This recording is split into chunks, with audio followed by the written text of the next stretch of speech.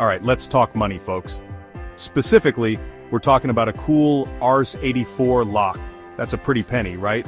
Now imagine taking those rupees and hopping on a plane to the land of the free, the home of the brave, the place where they deep fry Oreos America.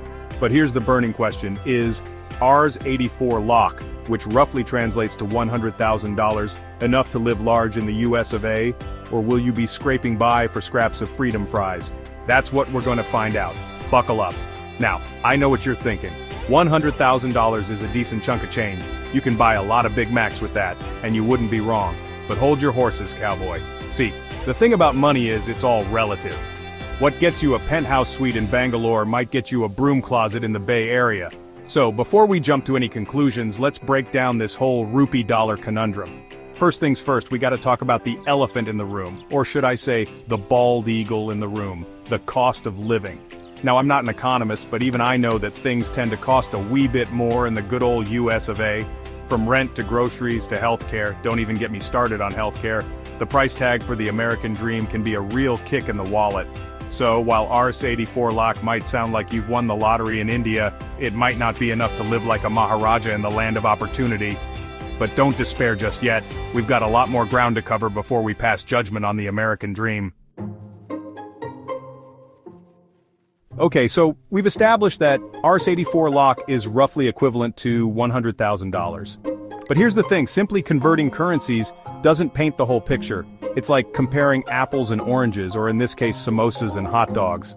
Sure, they're both delicious, but they exist in completely different culinary universes. You see, money isn't just about the numbers on the bills. It's about what those numbers can actually buy you. And that, my friends, is where things get interesting. Enter Purchasing Power Parity, or PPP for short. Now I know what you're thinking, John, please, no more acronyms.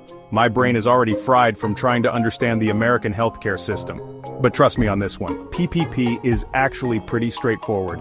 It basically tells you how much stuff you can buy with the same amount of money in different countries. For example, let's say you can buy a whole week's worth of groceries for Rs5000 in Delhi. Now let's say those same groceries would cost you $100 in New York City. That means that, in terms of grocery shopping, Rs5000 has the same purchasing power as $100, even though the exchange rate might be different. So, when we're talking about whether Rs84 Lakh is poor in America, we need to look beyond the raw numbers and consider the purchasing power of that money. And that, my friends, is where things get really interesting. Alright, let's get down to brass tacks, shall we? We've talked about the rupee, we've talked about the dollar, and we've even dipped our toes into the murky waters of purchasing power parity. Now, it's time to put our money where our mouth is, and compare the cost of living in two iconic cities, Mumbai, the bustling metropolis of India, and Manhattan, the concrete jungle where dreams are made of, and also where rent is ridiculously expensive. Let's start with the basics, housing. Now, finding an affordable apartment in either city is like trying to find a needle in a haystack. But let me tell you, the haystacks in Manhattan are significantly pricier. When we talk about money, it's easy to think it's just about the numbers. But there's so much more to it. It's about the value it holds, the opportunities it can create, and the security it can provide. You see, it's not just about the Benjamins, it's about what those Benjamins can do for you.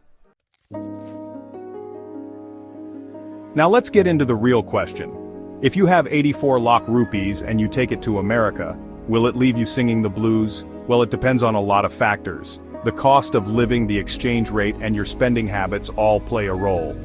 So, while 84 Lakh might sound like a lot, its value can change dramatically depending on where you are and how you use it.